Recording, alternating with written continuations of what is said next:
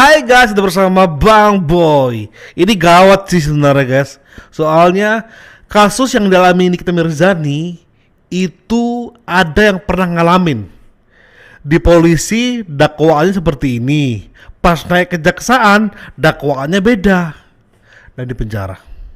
Makanya Ibu Iti mungkin tidak mengalami keadilan karena no viral no justice. Nah kali ini kan viral nih. Bisa nggak memaksa bahwa skenario yang harusnya sesuai keinginan dari penyuap malah nggak bisa terkabul karena banyaknya massa yang mengawal kasus ini. Kita bahas sampai Densu pun speak up. Ini dia reaksinya. Apakah JPU-nya sama? Itu JPU-nya sama. Mereka itu sudah satu paket. Jadi untuk kasus Nikita saya melihat itu sudah jadi. Jadi mereka itu tinggal melaksanakan atau eksekusi aja sebenarnya dan melengkapi yang namanya bukti-bukti, tambah dikuatin aja. Sekali lagi saya mohon maaf kepada pihak NM maupun RG, fans-fans juga. Saya di sini speak up itu bukan ingin membela siapapun, karena saya speak up itu kasusnya sama dengan suami aku, yaitu pasal diubah pada saat dilimpahkan ke kejaksaan dengan alasan mereka punya kewenangan. Karena terus FYP akhirnya aku melihat dan mencari tahu siapa sih JPU-nya, dan ternyata saya tahu JPU-nya itu sama ya. Pelakuannya seperti itu teman-teman semua. Saya tidak ingin menjatuhkan pihak pejabat ya, tapi yang saya sayangkan adalah kenapa sih punya sifat tuh kayak gitu, mempermalukan diri sendiri, padahal pejabat negara ya harusnya kalau mau tegas aja gitu, jangan pas pengadilan tuh senyum-senyum terus foto-foto. Itu kan sangat menunjukkan ketidakwibawaan dan juga nggak ada profesional sebagai JPU. Dan saya tahu kenapa NM pas di sidang itu marah-marah kepada JPU, karena memang saya tahu atensinya tuh kuat ya, dia tuh pasti kemana-mana, berkorban kemana-mana, itu udah pasti, memang logatnya seperti itu ya. Dari kasus suami aku aja aku udah tahu, udah paham, dan atensi itu bener-bener sampai ke dalam-dalam rutan ya, itu atensinya kemana-mana. Bahkan kalau kita sakit pun kita nggak boleh nggak datang di pengadilan, kita harus yang namanya sampai di infus ya, kalau bisa sidang online. Jadi seperti itu, atensinya kuat banget, dan makanya kenapa NM itu marah-marah terus pada JPU-nya. Saya yakin dia marah bukan karena tidak ada alasan apapun, tapi karena sesuatu alasan yang sangat mengganggu dia. Yes. Dan makanya ini kita kawal guys, kawal sampai hakim memutuskan seadil-adilnya sesuai kebenaran. Tapi menarik ya, JPU-nya sama. Itu yang mau Bang Boy bahas. JPU-nya sama. Coba kita breakdown sedikit ya. Kalau menurunkan nanti kita akan lebih lengkapi di terakhir. Tapi ada orang yang menarik guys yang bisa kita bahas. Orang Batak lagi. Baru Siombing lagi. Oke, coba kita bahas dulu guys ya. Beliau Revina Siombing.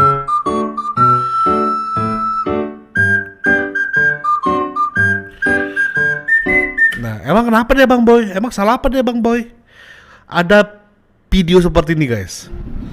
Teman-teman tolong diviralkan ya. Saya Alex Papahliko. Dengarkan ini, jaksa busuk ya, pengkhianat negara yang penjarakan Riko Pujianto, jaksa Revina Siombing, jaksa Omar, jaksa Arif, dan Ibu Kajari Laksmi Indrian, Kejaksaan Negeri Kota Bekasi. Kalian busuk membungkam Riko Pujianto, anak saya yang tidak bersalah, korban ya, korban penyekapan yang dilakukan oleh Dedi Setiawan Tan PT Pratama Prima Bajatama yang justru kalian bungkam. Riko merupakan saksi penggelapan pajak negara dari Dedi Setiawan Tan. Teman-teman jangan takut, viralkan ya, tunggu. Sepertinya Bang Boy duga, ini dugaannya kayaknya memang ada jalan lintas kalau ingin memesan perkara kita untuk sampai dikawal sampai putusan itu sesuai keinginan kita. Nah, jalan pintas tersebut ada sepertinya ya, ada oknum tertentu. Kita nggak bicara institusi ya. Ada oknum tertentu yang akan standby di sana gitu loh. Kalau di ini di itu saya ini itu lah ya, supaya enggak terlalu kontroversi. Nah makanya di kasus yang ibu yang tadi itu ada dia ya, di kasus ini ada dia, dan di kasus ini yang mau saya angkat guys, di kasus bapak ini kan bapaknya, inilah orang yang mengalami kriminalisasi. Perkenalkan. Nah ini ya, ini makanya kita up supaya apa? Supaya semua terang benderang, jangan sampai bapak ini apa yang dialami dia dialami oleh banyak orang, dan sekaranglah saatnya untuk kita menstop ya, untuk menstop supaya kejadian seperti ini tidak terulang kepada Nikmir dan yang lainnya. Coba kita dengarkan sedikit guys. Nama saya Riko Pujianto. Sebelumnya saya bekerja di PT Pratama Prima Bajetama Bekasi sebagai salesman.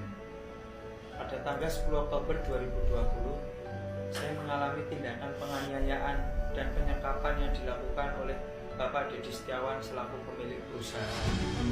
Motif atau alasan beliau melakukan penganiayaan terhadap saya karena saya bermaksud untuk membongkar juga kegelapan pajak yang selama ini dilakukan perusahaan. Pada saat saya ingin melaporkan masalah penganiayaan tersebut ke Polres Metro Kota Bekasi, Bapak Dedi Setiawan mengajak kami untuk berdamai. Karena bapak saya tidak ingin diajak berdamai, Bapak Dedi menjadi takut dan melaporkan saya terlebih dahulu di Polsek Bantar Gebang, Kota Bekasi, dengan tujuan saya melakukan tindakan penipuan dan penggelapan di perusahaan. Padahal meskipun saya tidak pernah melakukan semua tujuan tersebut, tapi sampai sekarang malah saya dijadikan tersangka. Gila sampai segitu ya power mereka guys ya, bisa disuit seketika sesuai keinginan mereka. Ya mohon maaf ya abang ya, kalau Nikmir aja kena ya apalagi abang gitu loh. Tapi harus diberantas sih ya, harus diberantas. Jadi kita nggak mau juga nanti ada kasus yang lain kayak misalnya yang dialami ya. Kita harus jujur aja deh ya. Dia yang di kasusnya ijazah palsu, si Rismon, Roy Suryo, mereka langsung nembak institusi, padahal ini bicara oknum ya. Jadi kita mau luruskan oknum-oknum seperti ini harus diberantas tuntas. Yuk, Saat Dokti sedang Nah. bersaksi, tampak kita bahas sekarang Ito saya ya. Ito Indah Manurung. Lihatlah beberapa perangainya dia saat persidangan. saat Dokti sedang bersaksi, tampak salah satu jaksa yang seakan sibuk dengan handphonenya hingga viral begini.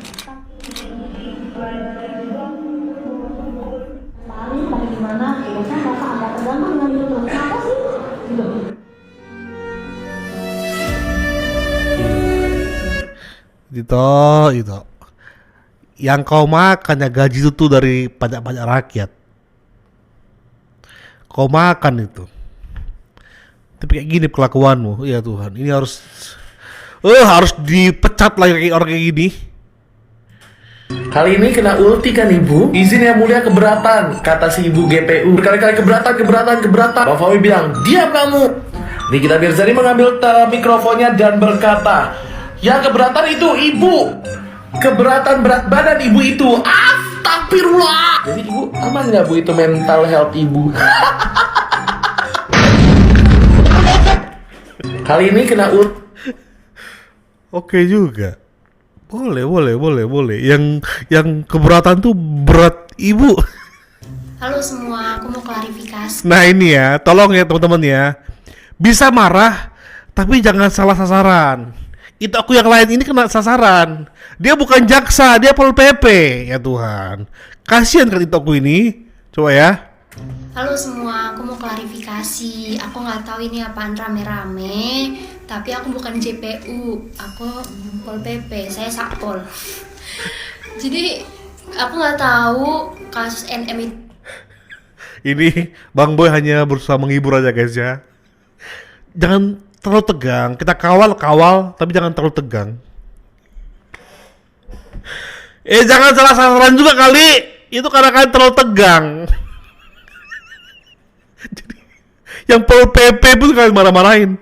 Padahal cuma namanya sama aja. Coba ya. Mbak ini lucu banget ketika menjelaskan dia Pol PP. Kok dia nggak sepede itu sih? Nggak tahu ini apaan rame-rame, Tapi aku bukan JPU, aku Pol PP, saya Satpol. Pol PP. Satpol. Saya Satpol. Jadi aku nggak tahu kasus NM itu gimana. Tapi kalau emang nama aku Putri Manurung. Memang mungkin namanya pasaran. Tapi aku nggak tahu kasus NM, JPU segala macem. Sekian, terima kasih. Semangat terus ya bertugas Itokku ya. Memang Itokku ini menyebar guys. Di kejaksaan ada, di Pol PP ada, di kepolisian ada. Mantap lah. Tapi yang gak bener ya kita setuju harus diberantas. Nah, kita akan masuk ke orang-orang yang stitch ya, yang membahas mengenai ulah dari Itokku yang memang harus diberantas kelakuannya. Dan hakim serta JPU semua pasti akan punya pertanggungjawaban. Ketika kalau misalnya narasi yang kemudian timbul bahwa oh ini ada dugaan ini, nggak mungkin mereka nggak sadar bahwa mereka pun bisa terseret dalam kasus yang lebih berat kalau mereka di dalam itu diindikasikan oleh pihak-pihak tertentu. Jadi coba jaga netralitasnya juga. Kalau memang ada indikasi itu kan bawa bukti supaya bisa diusut dong pasti. Tapi kalau nggak ada isu itu bisa sangat mengganggu wajah peradilan kita. Yang gue ngerasa nggak fair ini, jangan peradilan kita itu disamaratakan untuk semua kasus-kasus di mana pernah ada oknum yang bersalah dalam hal itu. Karena kalau disamaratakan terus kita mau pakai wajah peradilan yang mana? Sedangkan peradilan kita itu kan sebenarnya harus memiliki dia namanya keadilan sila kelima, keadilan sosial bagi seluruh rakyat Indonesia. Oleh karena itu, makanya ini peran kita sebenarnya. Kalau kita mengharapkan pemerintah udahlah. Bang Boy capek mengawal kasus Pina, kasus Jessica Wongso. Hasilnya apa? Ya sebenarnya capek sebenarnya. Tapi ada setitik harapan, ya, secercah harapan, ya, untuk kita melihat secara utuh, yaitu di kasus Surabaya.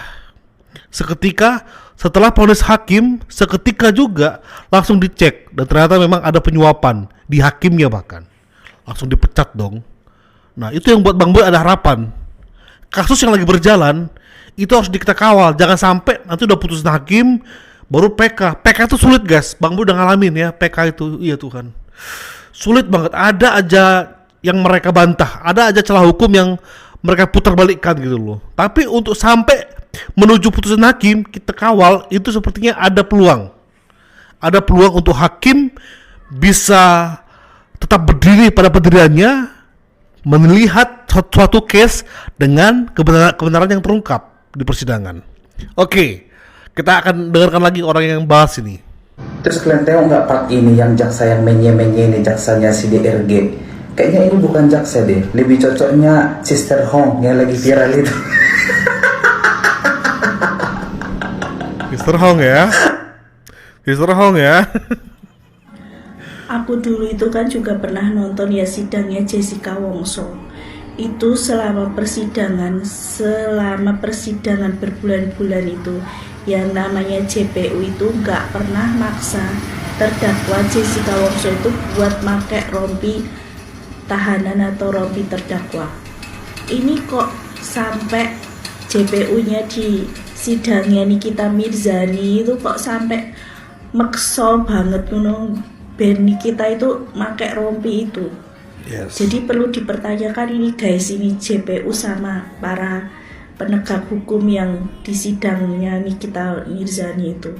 Nah, Bang Boy, kok masih bahas mengenai rompi, tangan di borgol lah? Justru ini yang aneh. Di terakhir kita akan dengar ya pengetahuan mengenai batasan orang memakai baju rompi tahanan atau di borgol. Ada batasannya. Tapi kalau itu dipaksakan, justru itulah jawaban sebenarnya. Kok bisa dipaksain ya? Orang bertanya, kok bisa dipaksain ya? Orang dipaksain harus di borgol, dia pakai baju tahanan. Seolah-olah kayak ada yang nyuruh, ya. Kayak ada yang nyuruh, tolong ya. Gue mau melihat dia itu di depan kamera memakai baju tersangka dan tangan di borgol. Seolah-olah seperti ada yang nyuruh memastikan dari kursi dia menuju keluar setelah persidangan harus dengan baju rompi tahanan dan tangan terborgol. Seolah-olah ke situ arahnya. Makanya tiba-tiba Nikmir duduk langsung datang jaksa, ngasih baju lah, ngasih borgol lah. Tiba-tiba ada yang memegang HP. Jadi semakin kuat dugaan kita, karena memegang HP itu dugaannya untuk melapor. Ini udah dipakai borgol ya, udah dipakai baju tahanan ya. Makanya Bang Boy nggak akan berhenti membahas mengenai borgol dan baju tahanan. Itu kuncinya guys. Kunci selain ya foto-foto hakim tidur. Oke. Kita bahas lagi guys. Sister Hong Manurung, Sister Hong. kenapa sih capret terus di pengadilan itu? Kurasa mulai Nikita Mirzani ditahan dia nggak berak-berak loh. Bayangkan 6 bulan nggak berak, makanya capret terus.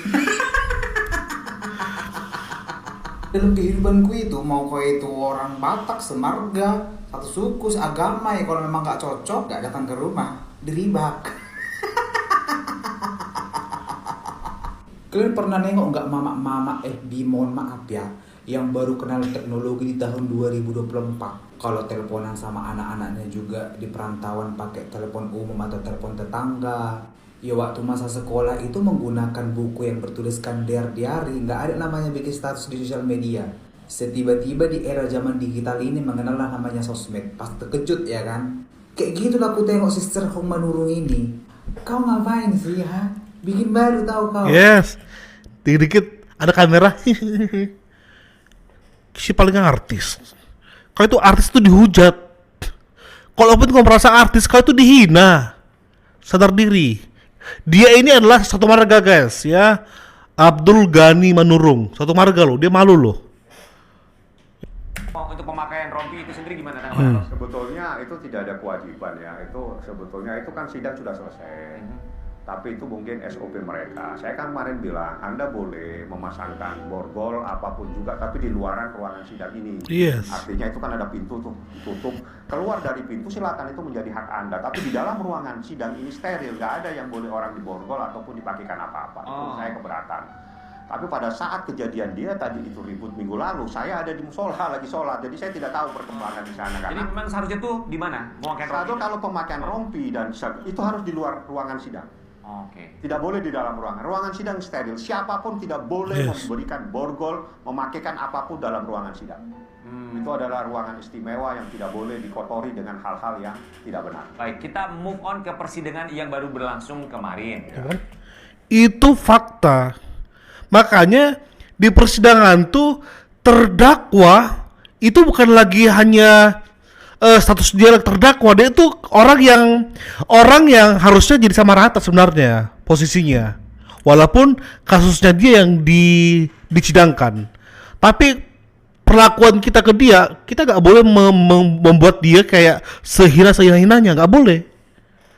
Dia seperti warga biasa di persidangan, tapi di luar persidangan dia status tersangka ya, yang harus misalnya kita hujat dia, itu terserah lah. Ini yang Bang Boy bilang, ini udah kelewatan ya. Itu aku ini udah kelewatan banget. Jadi seolah-olah betul lah